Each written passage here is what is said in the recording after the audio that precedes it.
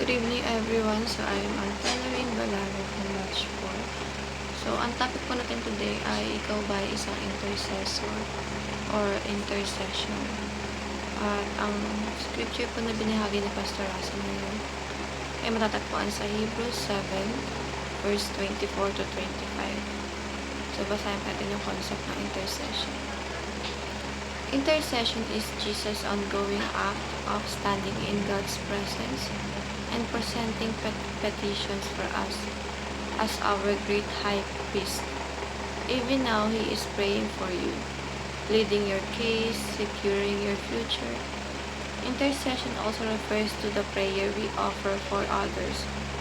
Through Christ, we are invited to this holy work of lifting one another before the Father. So, dito po, ipinapaintindi po sa atin, of course, pwede naman yung pagmamahal ng Panginoon sa buhay natin. At yung pag-iisip niya pa rin sa kapakanan natin na even though tayo ay mga makasalanan na tao, pero sabi nga dito, diba, it is also refers to the praise we offer for others.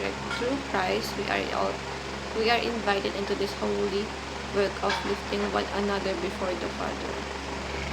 So dito daw po, of course, pinopromote pa ng Panginoon na magkaisa tayo at ibigay yung best natin at wag hahayaan na hindi tayo makaka-imbita pa ng iba patungo sa Panginoon Diyos. So, teachings po ay Jesus constantly intercedes for us. Christians are called to stand in the gap. Intercession is based on Christ's finished work.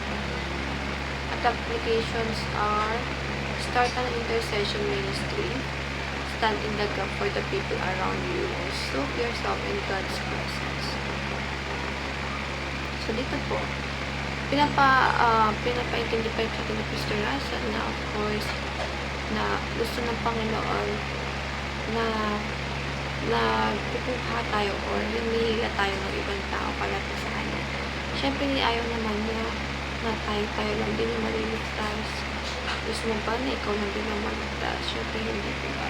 Gusto ng Panginoon na kasama mo yung pamilya mo, kaibigan mo, o yung mga random tao, o yung mga taong kaaway mo. Kaya nga, tinuturuan tayo ng Lord na magpatawad, na kahit hindi natin talaga kayang patawarin, kailangan kasi na gusto ng Panginoon.